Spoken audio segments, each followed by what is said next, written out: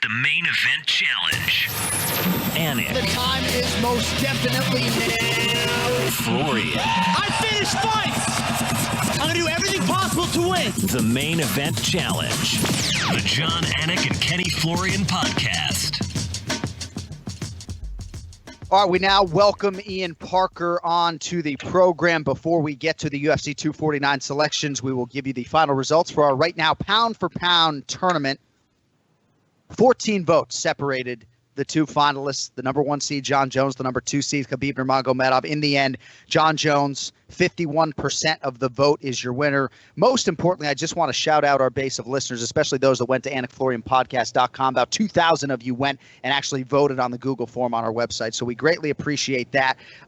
Amazing to see that it held true, guys, that the 1 and 2 seeds, right? I sort of thought that maybe you'd have an Israel Adesanya, maybe because he's the flavor of the month, for lack of a better way to put it, or somebody else emerged. But in the end, it was the 1 seed over the 2 seed, and the only drama was how close the vote was. But we don't have much time to spend on that. Ian Parker, how are you, kid? I'm good. This fucking card this weekend is giving me the energy, although I guess I missed the memo on not wearing a hat day. But otherwise, let's fucking go, Flo. I hope you're ready. You look spry. You look ready. John, let's go. You do look good today, Kenny. Your hair actually looks really good. There's some product in his hair, probably. Thank you. I thought, a little bit of product. It's getting a little out of control, a little longer than I like, but here we are. Yeah. Here we are. Oh, I can't wait to get my ears waxed again. Is that too much information? When the European Wax Center opens again, right? Doing it on my own. My daughter's like, Dad, what's in your ear? It's like, honey. We need some Manscaped. We need some Manscaped shavers to get in there, or some wax. I never got a nose wax until Kenflo tried to do it at home, correct? It hurts. It hurts. I get teary-eyed when I pull them. I get tears. Yeah. Auto tear. It's not intense. Not like it's pleasant when you go and get the professional nose wax, incidentally. But I never even knew you could wax your nose until I saw Kenflo try and get one day. So, oh man! All right, so we had to go all the way back to Brasilia, March 14th, to find some UFC predictions from you guys. Thankfully, our man Brady Miller, DFS on social media, has the spreadsheet and the documents. So Team Anik now has the lead, 33-31. It was a 6-3 week for Ian Parker for UFC Fight Night Lee versus Oliveira. So a 2-point margin as we begin what we do best on the Anik and Florian podcast, getting predictions every week. And UFC 249 is a mega card, so we're going to go through as many of these as we can, and then we will get some quick picks on some UFC Fight Pass prelims on the way out. But we will start in the middleweight division. This will be the opening prelim you see live on ESPN. Jacques Souza -130. Uriah Hall is the even money underdog here. He's been living at Fortis MMA in Dallas, literally sleeping on an air mattress in the gym. But he's got momentum, goes for a 3rd straight win here against the jiu-jitsu legend Jacques Souza. Ian Parker, close according to Vegas. You going with Jacques Souza or Uriah Hall here? I got to – in this situation, look, I think Uriah Hall has got the striking – to go against anybody in the division. However, I just don't know which Uriah Hall I'm going to get, and that's what throws me off a little bit, especially with the mental state. We've heard about this before with him, and I just think the ground game is the big separation there. So I'm going to go with Jacques Souza in this one. I think he takes it.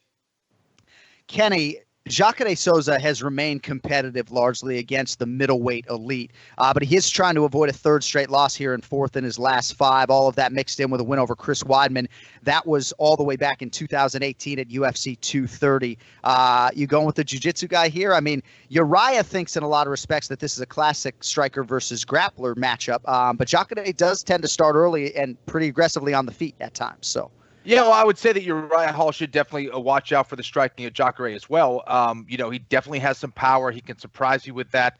I think Uriah still has the advantage on the feet. However, I think for Jacare, he knows what he needs to do. He's going to have the huge advantage on the ground. I hope he decides to do that. Otherwise, I think it might be a quick night for Jacare. Uriah is very dangerous and very explosive.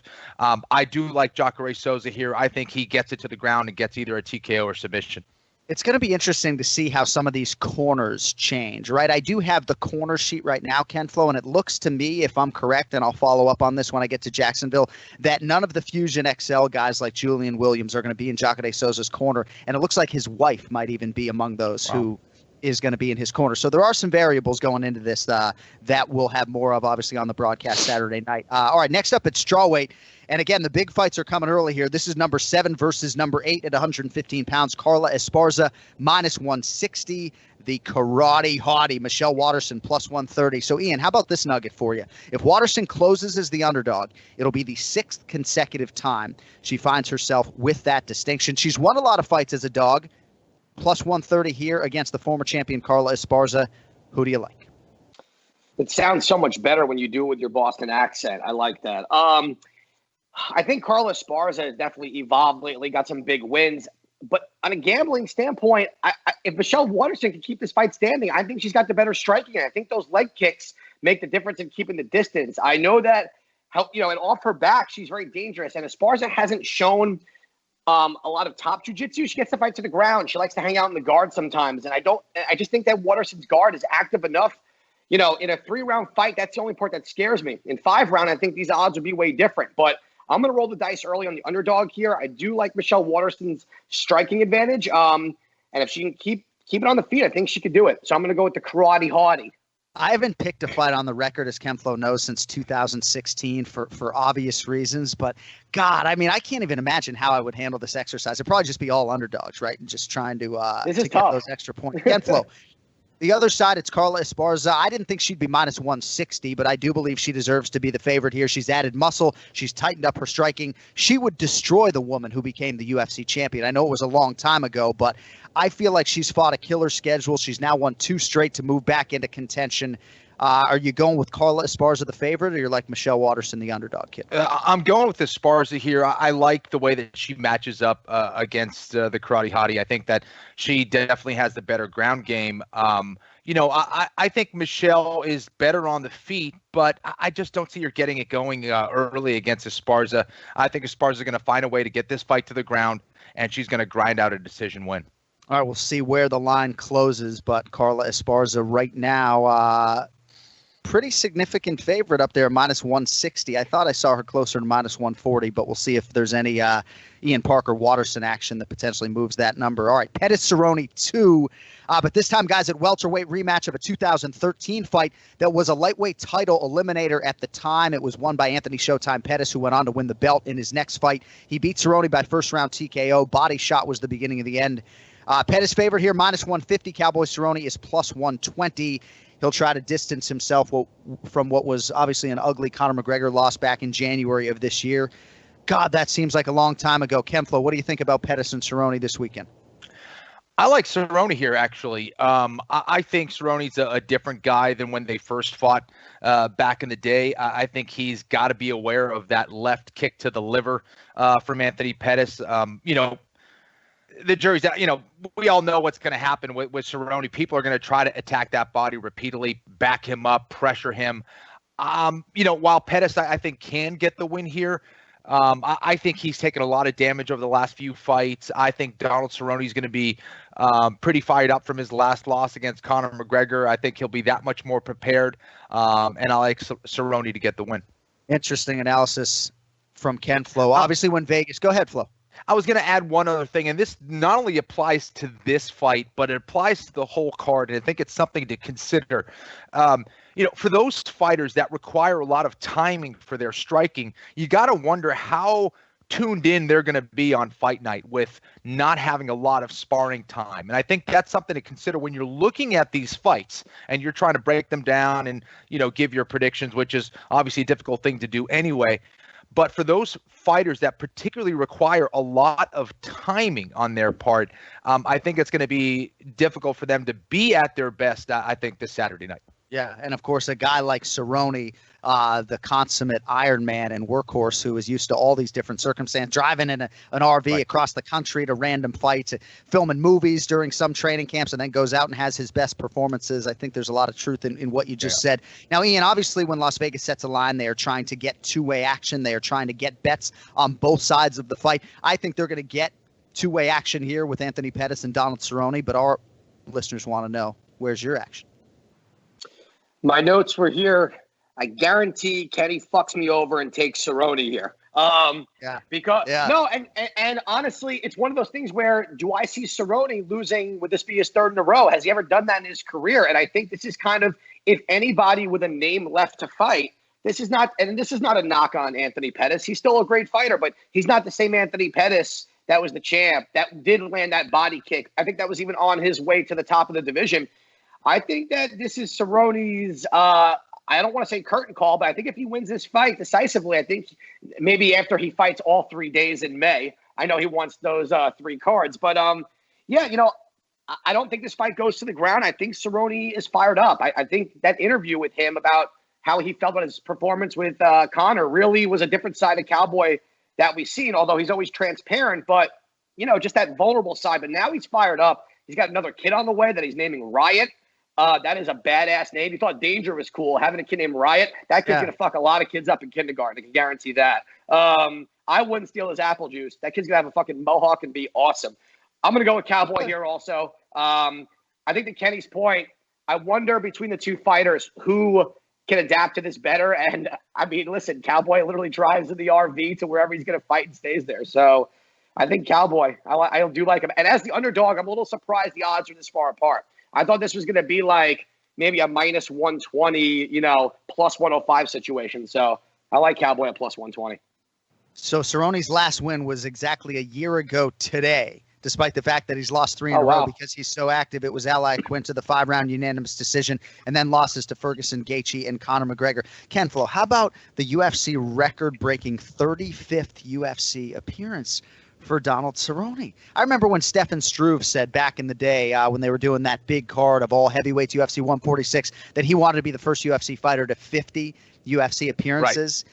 And he's had some health conditions and everything else. But, Jeremy Stephens and Donald Cerrone are in line eventually at some point in the next 2 years to get to 40 fucking UFC walks. Like, that can't be good for you. How about us in 5 years being like, can you believe that Cerrone is going to be having his 100th appearance in the UFC? It's crazy that he's still going, Walking in with the cane, I know, man. And the cowboy hat that's like ripped apart. I'm willing. If you're going to say 5 years on Cowboy hitting the 100, I'm going to bet the under, because if he fights these 3 times this week, we know he's coming back and fight. He's going to fight 8 times this year. We know that's what's going to happen. Well, Jeremy Stephens is 33 years old, and he's making his 33rd UFC appearance. So Stephens actually might be the better bet to get to 40 UFC fights. Fun fact, Jeremy Stephens had his first UFC fight when he was 11. Right. 11 years old. Yeah. You know what? I think it actually, if I'm not mistaken, it was actually his 21st birthday. And it might have even been Dean Thomas. I think I just wrote that down a couple days ago. You're correct. Right. Yeah. See, TJ, just encyclopedic. He doesn't have knowledge. It's all right here. Yeah. Isn't that amazing? He's got that steel trap memory like Kenflo and Joe Rogan. All right. Pay-per-view main card opener in the heavyweight division. By the way, Anik Florian podcast merchandise coming in. You see the onesie? See the right there? See the onesie? By the time it got here, it doesn't fit my kid anymore, of course. It took 3 months to ship, but no. All right. Pay-per-view main card opener. Where were we? In the heavyweight division. Greg Hardy, minus 210, the favorite here against the undefeated Cape Verdean Jorgen De Castro. Works security for the Fall River Public Schools there in Massachusetts, Flo. But we know he can fight. I mean, man, can he separate a man from consciousness? How about that knockout of Justin Taffa? Barely put any of his weight into it and let the bodies hit the floor. Kenny, we'll lead with you here. You going with Fall River's finest, Jorgen De Castro, or Prince of War, Greg Hardy? Listen, I think Jorgen De Castro gets the upset win here. I'm going with the dude from Fall River. I think he catches Hardy and sends him to the shadow realm at some point. All right, so Jorgen De Castro about plus 160 or so right now. Greg Hardy minus 210. Think you can find a plus 180 out there on De Castro if you look hot enough. So, Ian, in our time as friends, I'm not sure that you and I have talked more about a fighter singularly than Greg Hardy.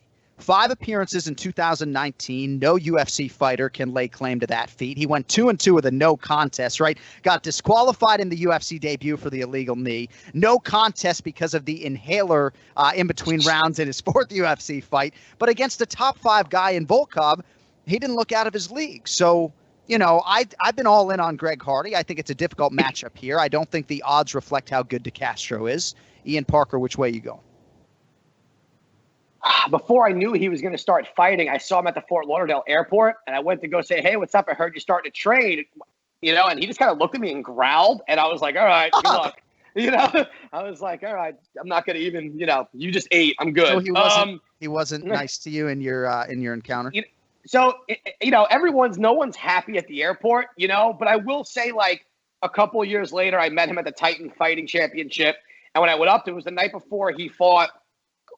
It was the night before the what the hell that fucking thing's called? Thank you, Inhaler incident. Yeah. And I said, "Hey, best of luck tomorrow." He's like, "Thanks, man." I want to be like, "Hey, remember me? You wanted to fucking eat me in the airport." But he was nicer this time around. So I got growled at. Then he gave me a little pound, so it was cool. On a betting standpoint, I don't know how you pass up these odds at plus 180 or plus 170 on De Castro. Again, my notes here were saying I really hope Flo doesn't go here, but you're smart, Kenny, so I had a feeling you would. Here's my thing with Hardy. Hardy's super athletic. I think he showed us a lot of maturation in his game against Volkov. But again, he was fighting a top 5 guy really early in his career. I think he even broke his hand. So this is what's going to happen. I think it's either going to be a Hardy 3-round decision win, bouncing around, landing leg kicks, or he's going to get sent to the shadow realm by De Castro. I think in the heavyweight division, there's more likely going to be a knockout than a decision. So I'm with Kenny here. This is a fun underdog to take just because of what he's shown us so far. So I'm going Jorgen De Castro, despite John's love for Greg Hardy. Well, I love both guys, too. I mean, anybody who's working security at a public school in Massachusetts, vaults to the front of the line for me, of course. But, no, I would like to see Greg Hardy get more respect from the fan base for the time put in and living in the dorms at American Top Team. I don't think he deserves this much respect from Las Vegas. And oftentimes when the two of you end up on an underdog in this plus 170 range, collectively together, it moves the line. So I would think here on a Monday, people are going to hear that Jorgen De Castro selection times 2 and maybe head to the window. Yeah, and just one last thing. Again, I think to your point, John, that was the best thing to describe Hardy. Vegas-wise, minus 210, I wouldn't have placed him there. But I give the guy all the credit in the world. You go from the NFL making a lot of money, being a Pro Bowl, going through all the legal stuff, to then really he's dedicated himself in MMA a lot, as opposed to a lot of other guys that have jumped into the sport and kind of wanted that easy pass. He's done it the right way. And I think Kenny would probably agree that this is probably the right matchup, not necessarily for his style, but for where we really see him in his path in the heavyweight division. All right. Good fight there in the heavyweight division to kick off the pay-per-view. Then we'll move to featherweight. Someone's probably getting hurt here. I've been watching film on these guys. I mean, how tough was Jeremy Stephens in that Yair Rodriguez fight? To finish that fight as the stronger guy, I mean, what that body shot would have done to a guy like me, Kenflo, how long I would be out of commission, not be able to pick up like a child, and Stephens comes back and wins the 3rd round. What a fucking warrior. All right, so Calvin Kattar minus 250, Jeremy Stephens plus 195. So the last time Jeremy Stephens won a fight, it was early 2018, a sensational knockout of Josh Emmett. But another guy, Kenny, who's been competitive against elite competition, Stephens plus 195, though, against Calvin Kattar. Kenny, I know you got a lot of respect for Kattar and his boxing. How do you handicap the matchup? I really love both these guys. Both are just such great dudes. Obviously proven warriors inside the octagon. I think that, for Jeremy Stephens, I think this is a tough matchup for him. I think that Kattar tends to struggle, as he did against Magomed Sharipov, against guys who have very good footwork. Stephens has good footwork, but not kind of like Zabit. I think that for Kattar, I think because of his length, because of his reach, he's going to have an advantage here against Stephens. Stephens really going to have to get on the inside and do it repeatedly against someone like Kattar. Kattar has the knockout power as well. Perhaps not on the level of Jeremy Stephens, but with Jeremy Stephens, with his overhand, you kind of see it coming a little bit. I think Kattar's going to be onto that and ready. This is a close one, but I see Kattar winning this probably by decision, maybe a knockout, but probably by decision. Stephens is a hard guy to take out. Yeah, that's great analysis, especially because I just watched the film, so it's fresh in my mind, and my opinion is far more amateurish. Ian Parker, I did believe there were a couple moments in that Kattar-Zabit fight where Calvin was very close to landing a seminal blow. It didn't happen. What do you think about Kattar and Stephens here in a big fight at 45? I mean, Jeremy Stephens is a legend at this point. However, he gets no easy fights. He gets no breaks. They give him nothing. Yeah. And these are fights literally where they say, listen, we're not going to let you get to 40 fights. We're just going to let you get punched in the head by these young guys that have crazy hands. I love Calvin Kattar here. That fight against Zabit, that thing goes 5 rounds. He wins that fight. I think he even could have finished it in the 4th or 5th round. His cardio looked good. In 3 rounds, I just think he's got more tools to win this fight. I think the speed's there. And more importantly, Kenny said the reach. If Stevens hits that hook, it could be lights out. But I think Kattar's boxing and his defensive boxing is just too good to let that happen. I think he's a smart fighter. I don't think he's going to get caught. So even at minus 250, I'm just telling you guys right now, I'm going to put a straight bet on Calvin Kattar, as long as probably roping him into some parlays. I'm not confident in him. Yeah. Interesting.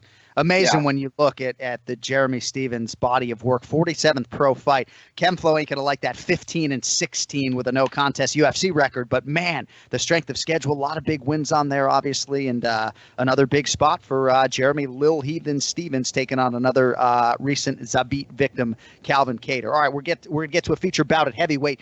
To do that, we're going to call on TJ DeSantis and the pronunciation of the week. So Francis Ngannou was to fight this man from Suriname in the main event in Columbus, Ohio, March 28th.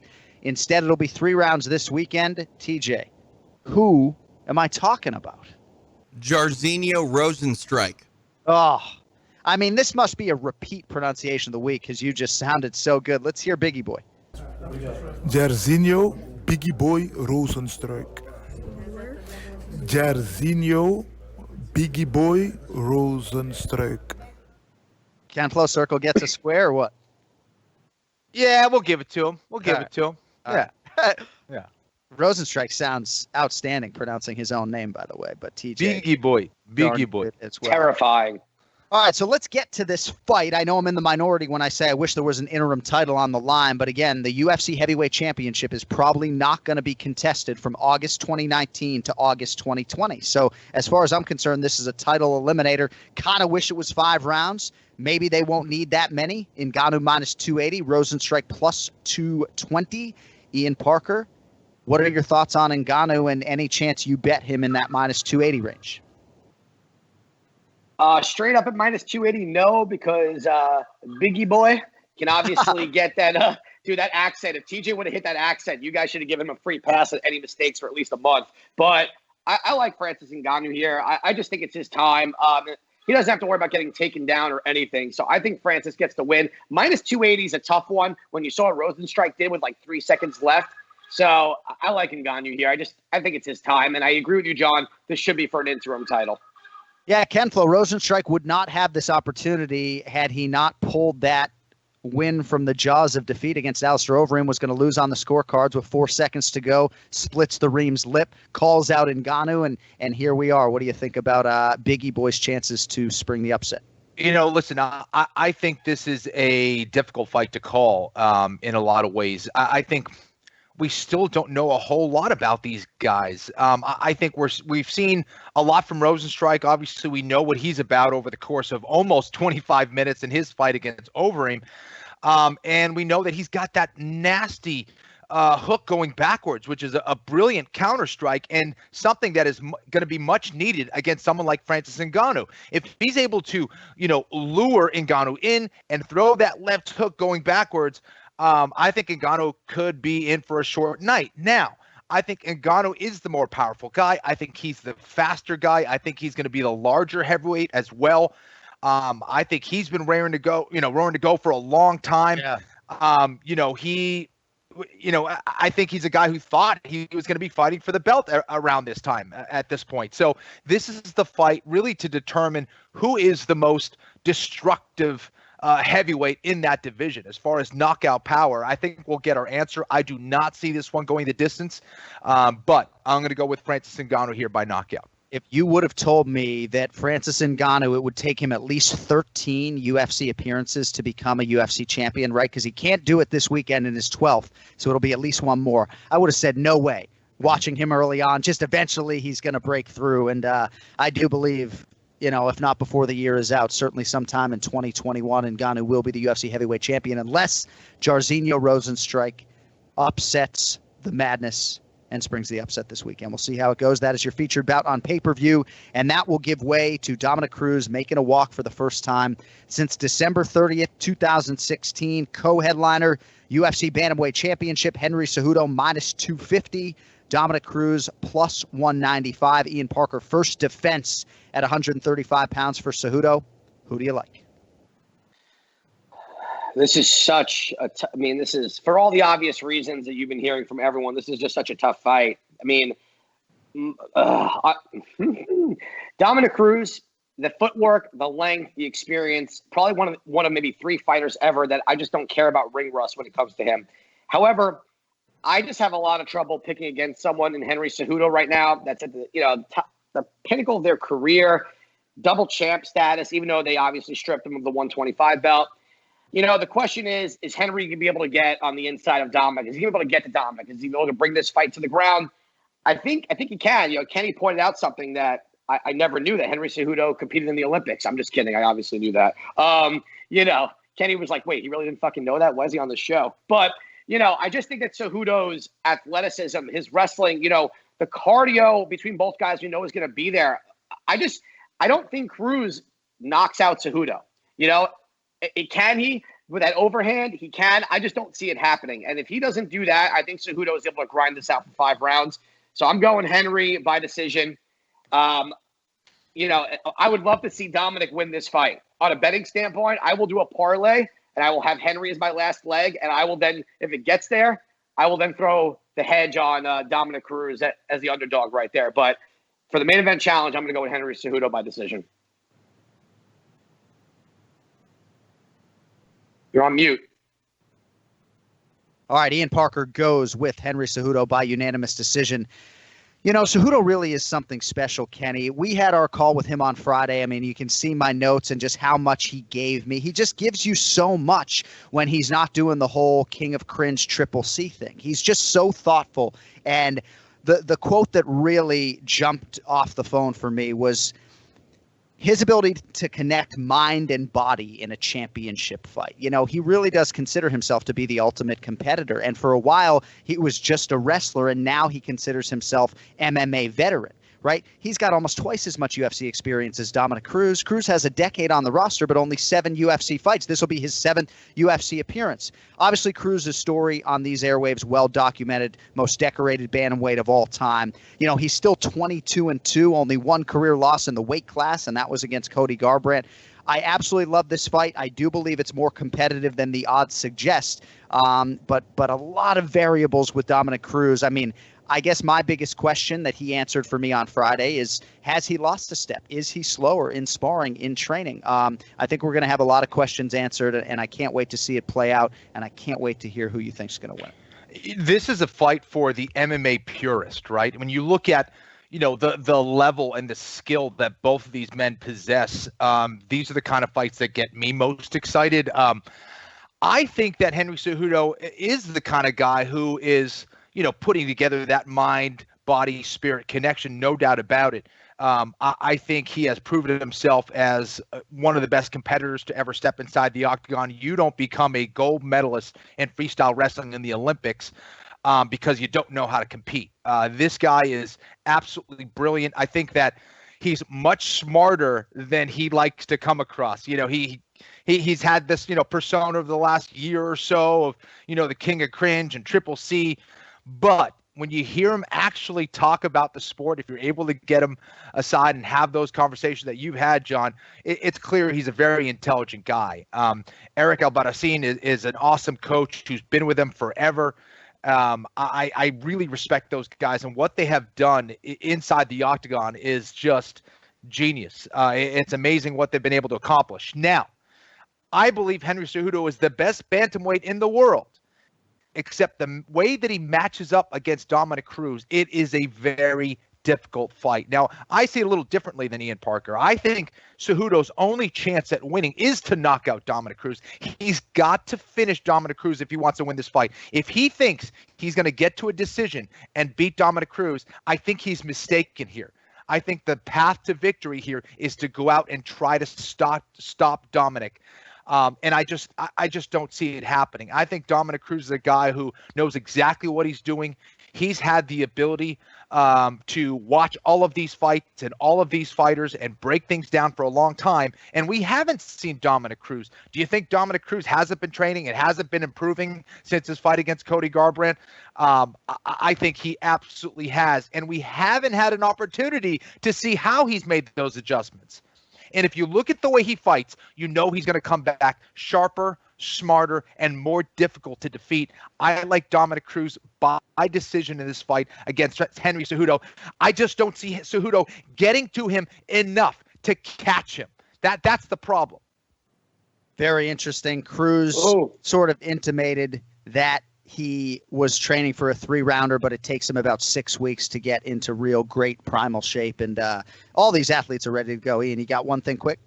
Yeah, so Kenny, I just want to kind of touch on one thing Kenny just said with the improvements. Here's the only thing I'm going to disagree with you on that one. There's no doubt that Dominic Cruz trains every day. We see the underwater stuff. But is there anyone that he has been training with that can help him develop into the better fighter that we already know that he is? You know, we've seen Cejudo, who he has beaten, you know, over the time that Dominic hasn't been there. That's the part that throws me off. To your point, yes, we know Cruz knows the game, right? We know he knows how to get better, but just in my opinion, this is where I think Cejudo's experience within the cage the last few years that Dom hasn't been there, who he's been, has made him such a better fighter that you could study tape all you want, but every time we've seen Cejudo go in there, we've seen a very different, more well-rounded fighter, and that's what makes him more dangerous. This is a wild matchup in regard to styles in general. I can't wait for it. This is bonkers, you know? I agree with you. I just think there's no one like Dominic Cruz. How do you prepare for a guy like that? There's no one that he's fought that can give him that kind of preparation. So in that regard, I find it very interesting. Can Cejudo win the fight? Absolutely. But it's just not an easy out unless you really have someone who can mimic that, and unless you can really be disciplined. So far, obviously, Cody Garbrandt has had the smartest game plan, but I do think we're going to see a different Dominic Cruz from that last fight. Amazing how comfortable Cody Garbrandt was so early on in that fight. I mean, he just knew exactly how he had to approach that challenge. All right, UFC 249 main event for the interim lightweight championship. Tony Ferguson -175 versus Justin Gaethje, who is +145. Of course, we'll need the round and the method of victory. Ian, who do you have? Oof, if this fight actually happens, man, I got chills. What do you mean actually happens? What do you mean actually happens? Get that noise out of here. Guys tripped over wires. They're eating cake. I don't know what's going on in this world. Just give me right a pick now. if it happens. Get the fuck out of here. I'm on Team El Kukui. Listen, Justin Gaethje is a very exciting man. John got so mad at me for the first time. You look, I was scared of you right there, like you were Jairzinho Rosenstrike, you know, biggie boy. Look, Justin Gaethje's way to win this fight. He's got to land that right hand. And Tony gets clipped in almost every single fight. And if you get clipped by Justin Gaethje, you usually kind of almost die. I'm hoping, though, with Tony's preparation, he's had enough time to see when Justin winds up, when he's landing that punch. I think Tony's got more tools. I think cardio-wise, if this gets past the second round, Tony all day. You know, we've seen what he does in the later rounds, and we've seen Gaethje kind of fall back in the later rounds, especially in that Dustin Poirier fight. I just think this is Tony's time. Gaethje's deserving. If unless the world and God just hates Tony Ferguson, he loses. So especially at -175, I don't think you can get a better number than that. He's so deserving of this opportunity. They should be saying he's defending his interim title because I don't think he ever lost it either, right? I'm going Tony Ferguson here. I'm going round 4 TKO. I think he is able to tire Justin out and get the finish in the 4th round. So I'm going with that psycho motherfucker Tony Ferguson here. I love it. Ian Parker goes Ferguson, round 4 TKO. Kenny, both of these guys had a lot of nice things to say about each other when I spoke with them on Friday. You know, Tony feels like Justin is richly deserving of this fight, you know, for a piece of the UFC lightweight title.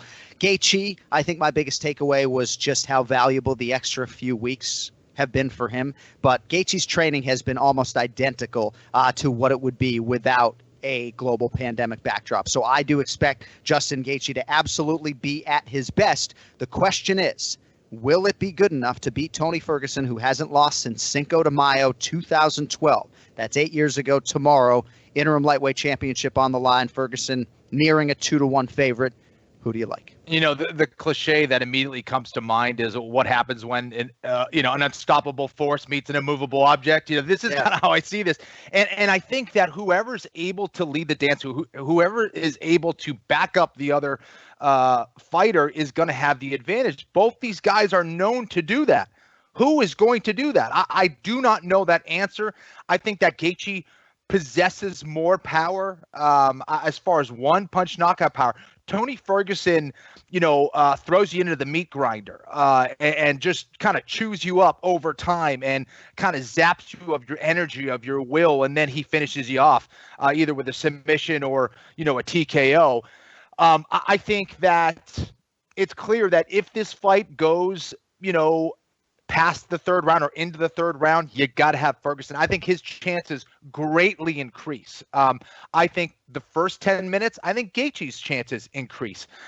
Ferguson is an extremely difficult guy to finish. We've seen him get hurt in previous fights, but he finds a way to either roll away and kind of, weather the storm, get back to his feet, actually recover on the guard, so he has so much experience and he has so much intelligence when he fights. It's a hard guy to bet against, right? I mean, look at how consistent he's been over the course of his career. Both these guys have taken a lot of damage, but I think that for Ferguson, he just has, just an insane amount of experience at the highest level of the game. I think he has the better submission game. I think Gaethje probably has the better wrestling, but we don't really see that, take place in his fights. I can see Gaethje maybe catching him early, but I think Ferguson is going to be able to weather the storm, and I think Ferguson gets a TKO right around the 4th or the 5th round. I'll go with 4th round. All right, so Ferguson TKO round 4, and Kenflo, when he fought, do you have something, Ian? Kenny, you hopping on my back on that one, huh? Did you go 4th round as well? You don't want to play the prices right? No. You know what? I love that you did that, to be completely honest, because he's focused on his own selection. No, yes, and that just kind of makes me feel better about my play, too, on Tony. So, I like when Kenny does that and doesn't even realize. It also means he's not listening to me, but that's, we'll just kind of push that. Try to tune you out. Yeah. Collecting his thoughts. But we called that fight when Tony fought Lando Venata, right? When he was in that unforgettable, imminent danger, and of course didn't lose that night and hasn't lost since. All right, a few quick picks on the way out because we got to get you guys on the record for all 12 of these fights at UFC 249. Ian, Ryan Spann, prohibitive favorite here in the light heavyweight division, minus 450. Smiling Sam Alvey, plus 325. Who do you like? I like Ryan Spann, but you got to parlay him. Minus 450 is a rough number. Kenflo, Ryan Spann or Sam Alvey for you? Spann. All right, Bryce Mitchell off the twister of Matt Sales late last year, minus 155 against American top teams Charles Rosa, who is plus 125. Rosa also coming back off a big win here. Ian, what do you think, Mitchell or Rosa for you? Between the twister and almost losing a nut, I'm going Bryce Mitchell. Kenflo, Mitchell, Rosa at featherweight. Who do you have? Yeah, I like Bryce Mitchell as well. All right, Vicente Luque, minus 280. Nico Price, plus 220. This is a rematch of a fight that took place in 2017. I think Nico is a completely different beast than he was then. Ian Parker, you going Nico Price or Luque in the rematch? Oh, this is so hard. I'm going to go Luque only because of the ground game. I think he's got more tools to win, but it wouldn't surprise me if Nico lands something wild. Kenny, Luque Price? I like Nico Price here, actually. I think he catches Luque on the feet. Luque is a very clean striker offensively, but defensively does make a lot of mistakes. I see him getting caught by Nico Price, a guy who I think hits harder than him. All right, and lastly, even though this isn't the first fight of the night, Fabricio Verdum, minus 295 as he returns against Alexei Oleinik, who is plus 250. Pretty favorable matchup, I think, for Verdum. Ian, Verdum or Oleinik for you? Yeah, I like Verdum here. I'm actually shocked that's not minus 400, to be honest with you. So I really love that one. As well? Yeah, I do. Listen, if you have a parlay, I mean, Fabricio Verdum is a must on that play. So, yeah, this is a perfect fight for Verdum. Yeah. All right. Ian Parker, MMA on social media. Great stuff. 12 predictions today. We will see how it goes for you and talk to you next Monday, my man. Thank you so much. You got it, bro.